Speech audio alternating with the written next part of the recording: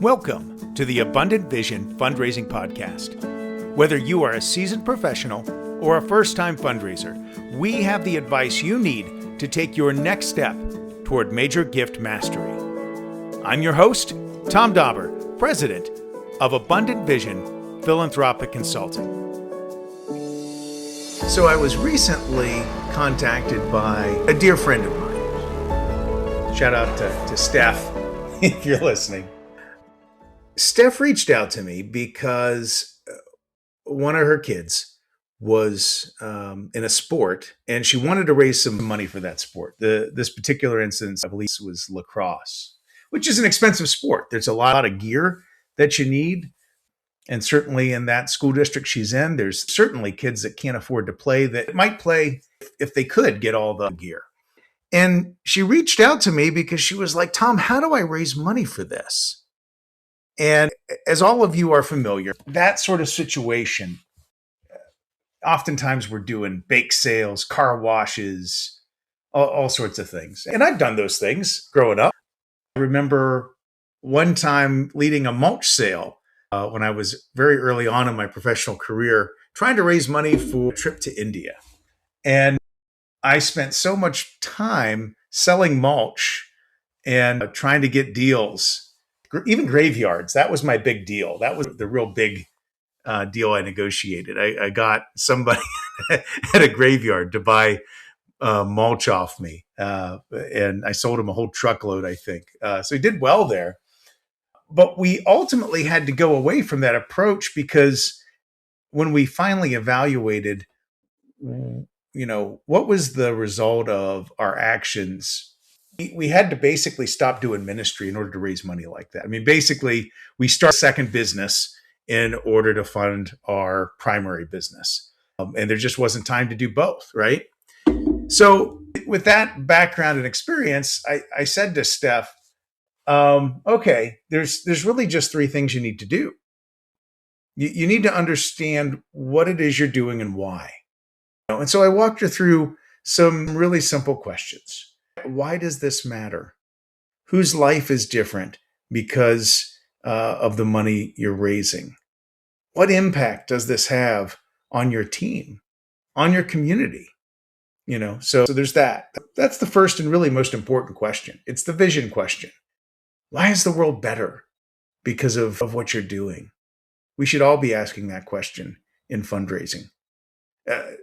Not just to raise money, but even just to keep ourselves centered as fundraisers in what we're doing and why, and to keep ourselves encouraged when things don't go the way we hope.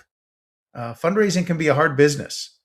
People stand you up for meetings, stuff goes wrong. When it does, it's important that you have something to go back to remind yourself, why am I in this business? What is it about this business that makes me want to be a part of it? So asking that why question, it's critical for every fundraiser and every nonprofit. And if you don't have good answers, well, you got to work on that. If your job is just a paycheck for you, well, maybe you need to find a different nonprofit. Now, and I'm not saying that you couldn't get excited about something as you learned more about it. I mean, honestly, most of my career, the bulk of it was at a university and in health science colleges that I had no background in. I had no experience with dentistry when I took that job, and I had no experience with pharmacy when I took that job. But the thing is as I got into it and I understood more about why oral health care matters, right? And or I understood the drug development process and how I could be involved there. Why is it important for pharmacists to be involved on a healthcare team? Just all those different things. I was personally able to get very excited about both of those things. Now, not everybody can do that. Some people are just really like, I am passionate about one thing and one thing only. And if that's you, find a nonprofit that matches your passion, because that's what you're going to raise money the best for. Right? So there's that passion, that impact question, the why question. The second question is how much does it cost? What's your fundraising goal? Like you say, here's the impact. Well, what does it cost to get to that impact? Don't, don't let your fear of raising money color the amount of money that you're trying to raise. If you've got the vision and you've got the impact, that's what you should be going for. Don't say to yourself, well, people don't like to give. We're not going to get anyone to give us more than $100 a piece. Because essentially what you're doing when you say that is you're saying this just doesn't matter that much and people don't care. And the reality is people do care. There are people that want to make a difference in this world.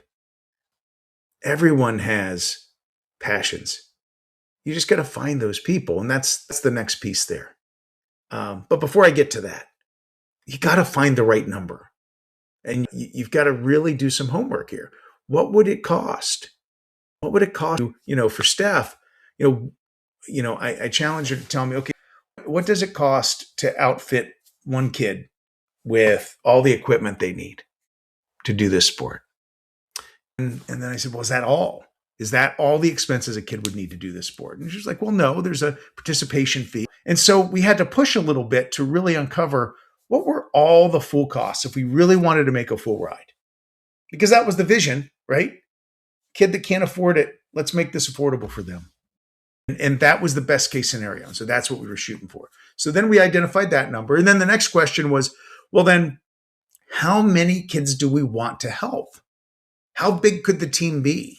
And of course, that impacted the vision question, because the more kids you have involved, the more potential talent you have.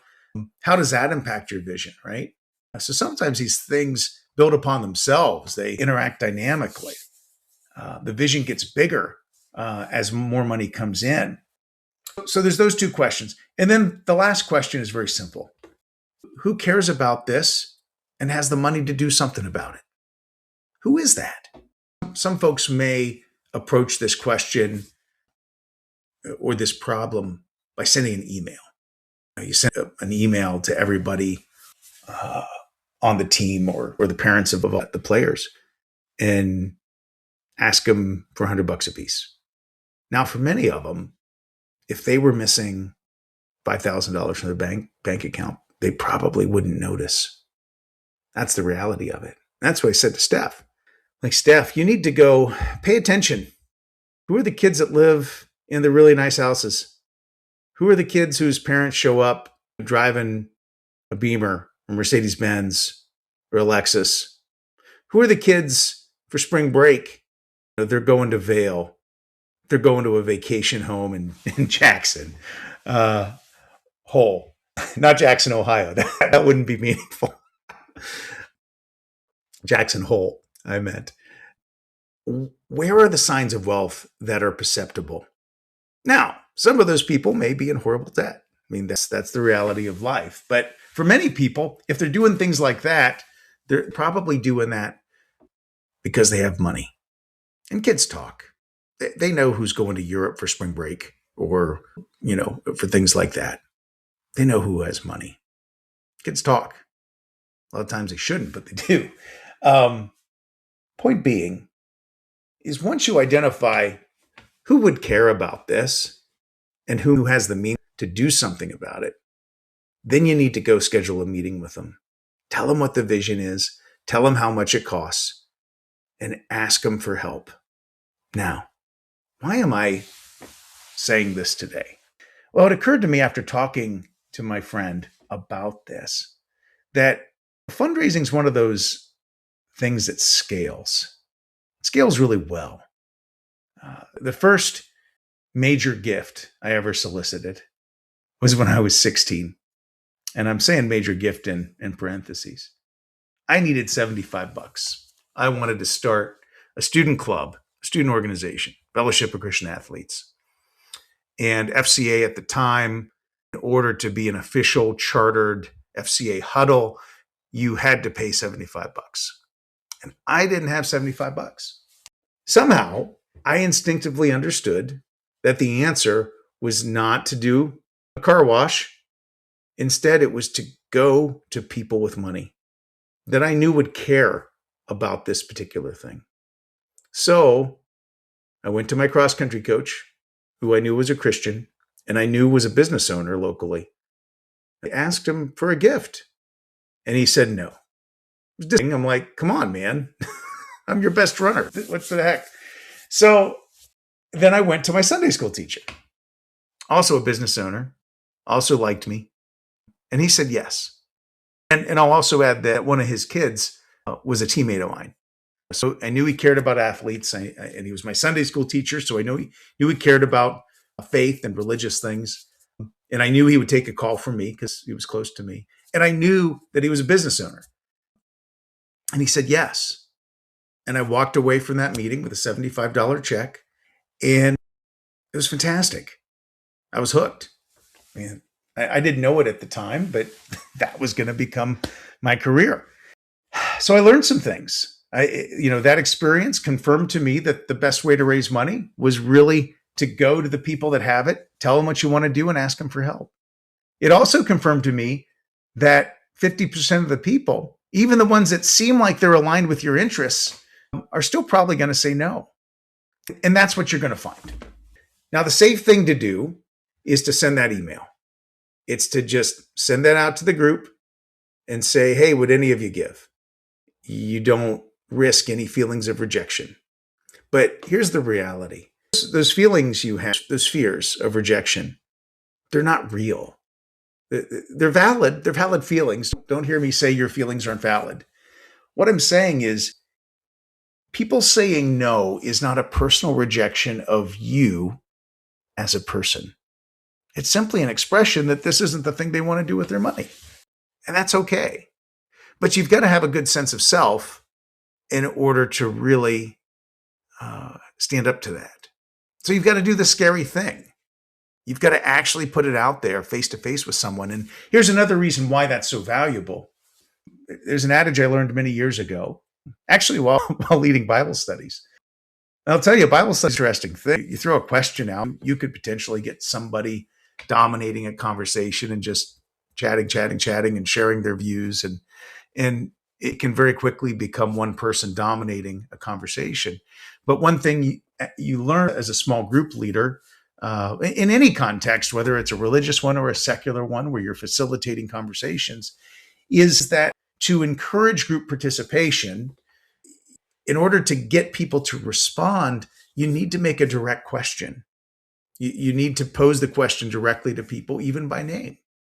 And if I'm leading a group of people in a conversation, I will often tell them, hey, I'm going to ask you questions by name, especially if people don't participate. Because the old adage is this: a question to everyone is a question to nobody.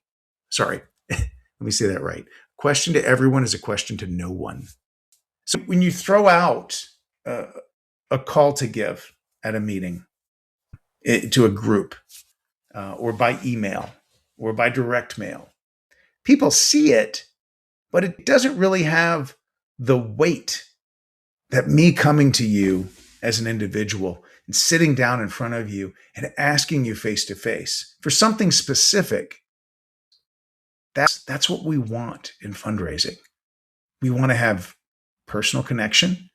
We want to have real connection. Or we want to have personal connection. We want to have real conversation, real relationship. We want people to feel the weight of what we're asking. And that's why it's so powerful to go directly to a person and ask them. And that's why so many people, when they send out a mailing or send out an email or stand up in front of a group of people and ask for donors, they hardly get any responses. And then they wonder why people don't want to give. It's because you haven't gone to that person individually and asked them, because a question to everyone is a question to no one. Anyway, take these principles, apply them anywhere you want. I know that they're going to be successful because, I've had nearly 30 years. Well, really, counting my volunteer and time in college and even in high school, I've got over 30 years of applying them. And I know that they work, and I know that they're true. So I wish you the best in your fundraising, and look forward to talking again. Now, if you've enjoyed this podcast, please be sure to subscribe and give us a 5-star rating on your podcast provider. I'm your host, Tom Dauber. Thank you for joining me as we journey together towards major gift mastery on the Abundant Vision Fundraising Podcast.